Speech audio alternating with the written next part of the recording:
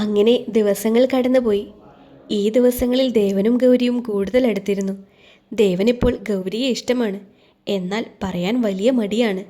ഇടയ്ക്കൊക്കെ ഉള്ളിലെ കടവ പ്രത്യക്ഷപ്പെടും. അപ്പോഴൊക്കെ ഗൗരിക്ക് പേടിയാണ്. ഇതൊന്നും അനന്യയ്ക്കും അത്ര ഇഷ്ടപ്പെടുന്നില്ല.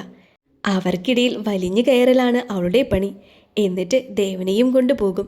ഒരു ദിവസം രാത്രി ദേവൻ്റെ റൂമിൽ ഫയൽ വയ്ക്കുവാൻ വേണ്ടി വരുമ്പോഴാണ് കുളി കഴിഞ്ഞ് ദേവൻ പുറത്തേക്ക് വരുന്നത്. ആ ഗൗരി. ആ സാർ, ഞാൻ ഈ ഫയൽ തരാൻ. ആ, ഒക്കെ ശരിയായോ? ആയി. പിന്നെന്താടോ?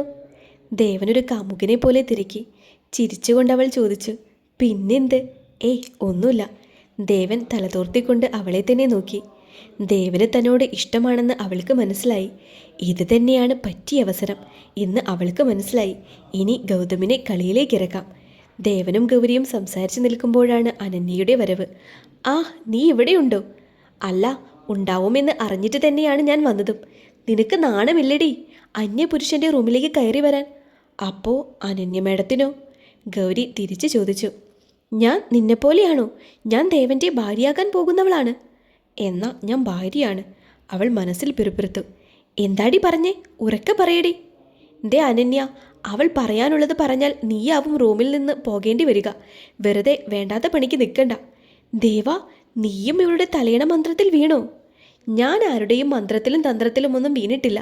എനിക്ക് ശരിയെന്ന് തോന്നുന്നത് ഞാൻ പറഞ്ഞു. ഓ ആയിക്കോട്ടെ. നീയൊന്ന് പുറത്തേക്ക് പോയേ ഗൗരി. എനിക്കും ദേവനുമായി അല്പം നേരം ടൈം സ്പെൻഡ് ചെയ്യണം. സോറി മാഡം, ഇപ്പോൾ ഞങ്ങൾക്ക് കുറച്ച് ഫയൽസ് നോക്കാനുള്ളതാണ്.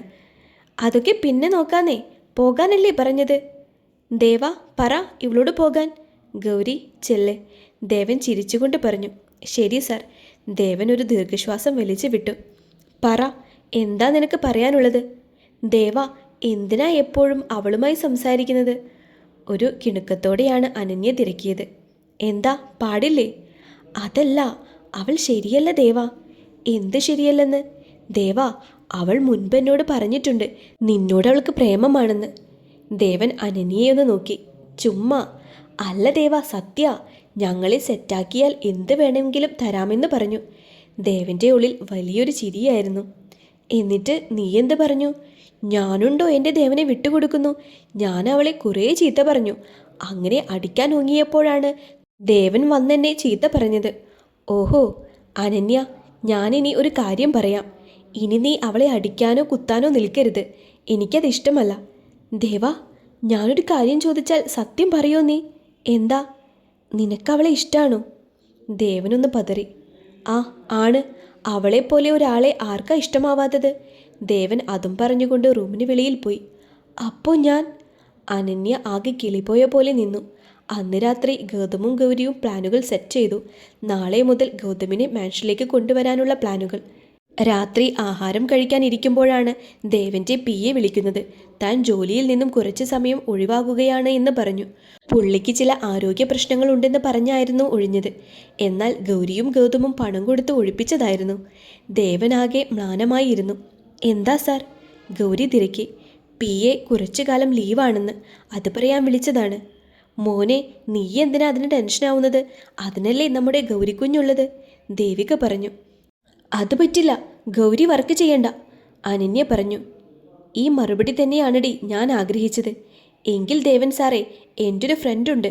അയാൾക്ക് ഈ വർക്കൊക്കെ ചെയ്യാൻ നല്ലതുപോലെ അറിയും. അവനെ വിളിച്ചാലോ? അതാരാ? എൻ്റെ ബെസ്റ്റ് ഫ്രണ്ടാണ്, വിശ്വസിക്കാം. എങ്കിൽ നാളെ വരാൻ പറ്റുമോ എന്ന് ചോദിക്ക്. അല്ല ഗൗരി, നിനക്ക് തന്നെ വന്നാൽ എന്താ? ഓ, സാറിൻ്റെ അനന്യ മേഡം പറയുന്നത് കേട്ടില്ലേ, ഞാൻ വേണ്ട എന്ന്. അവൾ പറയുന്നത് നോക്കണ്ട. സാരമില്ല, ഞാൻ എൻ്റെ ഫ്രണ്ടിനോട് വരാൻ പറയാം. അനന്യയ്ക്ക് സമാധാനമായി. റൂമിലേക്ക് പോകും മുന്നേ അനന്യ ഗൗരിയെ കണ്ടു. അങ്ങനെ നീയും ദേവനുമായി കൊഞ്ചിക്കുഴയാമെന്ന് വിചാരിക്കണ്ടടി. നിന്നെ ഒഴിവാക്കാൻ പറ്റുന്ന ഒരു അവസരവും ഞാൻ കളയില്ല. അനന്യ അതും പറഞ്ഞു പോയി. നിന്റെ ഈ അഹങ്കാരം നാളെ ഇല്ലാതാകുമെടി, നോക്കിക്കോ. ഗൗരി അവളെ നോക്കി പുച്ഛത്തോടെ പറഞ്ഞു. ദേവൻ്റെ റൂമിനടുത്തു കൂടെ പോകുമ്പോൾ അവൾക്ക് വല്ലാത്ത വിഷമമായിരുന്നു. നാളെ മുതൽ ഞാനൊരു ഗെയിം കളിക്കാൻ പോവാ. നിങ്ങളെ കിട്ടാനും ആ കുട്ടിപ്പിശാചിനെ വലിച്ചെറിയാനും. ഇതിൻ്റെ അവസാനം എന്താകുമെന്നറിയില്ല. എന്തായാലും എന്നെ വെറുക്കരുത്. എനിക്ക് അത്രയേ ഉള്ളൂ. കണ്ണീർ തുടച്ചുകൊണ്ട് ഗൗരി റൂമിലേക്ക് നടന്നു. ഗൗതമിനെ വിളിച്ച് കാര്യങ്ങൾ ശരിയാക്കി നാളെ രാവിലെ തന്നെ വരാമെന്ന് ഗൗതവും സമ്മതിച്ചു. പിറ്റേന്ന് രാവിലെ 7 മണിയായപ്പോൾ തന്നെ ഒരു കാർ മാൻഷന്റെ മുന്നിലെത്തി. ഗൗരിയുടെ ഫോൺ റിംഗ് ചെയ്തു. ഉറക്കത്തിലായിരുന്ന ഗൗരി കോൾ അറ്റൻഡ് ചെയ്തു. ഹലോ ഗൗരി, ഞാൻ ഇവിടെ എത്തി. നീ എവിടെ? നീ എത്തിയാൽ എനിക്കെന്താ? എന്നെ നീ കാത്തിരിക്കണം. നിന്നെ ഞാനല്ല കാത്തിരിക്കേണ്ടത്. ഉറക്കത്തിൽ അവൾ എന്തൊക്കെയോ പറഞ്ഞു. ഹലോ ഗൗരി, ഞാൻ ഗൗതമാണ്. ഞാൻ മാൻഷന്റെ മുന്നിലെത്തിയെന്ന്.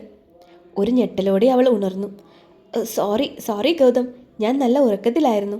അവൾ മുഖം തുടച്ചുകൊണ്ട് പറഞ്ഞു. മനസ്സിലായി. ദേ ഗൗരി, ഞാൻ മാൻഷനിലുണ്ട്. എത്തിയോ? ദാ ഞാൻ വരുന്നു. 2 മിനിറ്റ്. അകത്തേക്ക് വരല്ലേ? ഓക്കെ ഗൗരി.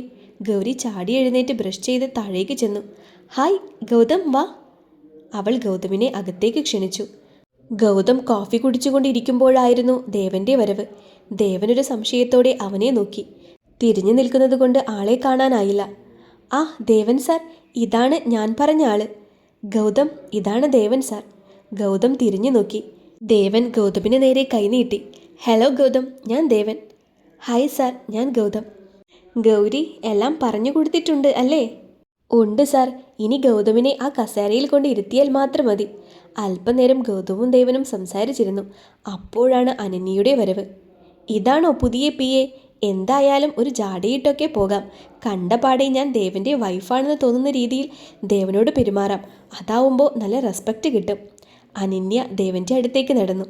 അപ്പോഴും ഗൗതമിൻ്റെ മുഖം കണ്ടില്ലായിരുന്നു. ദേവാ, ഇതെന്താ ഈ ഡ്രസ്സ് ഇട്ടത്? വേറെ ഇടായിരുന്നില്ലേ?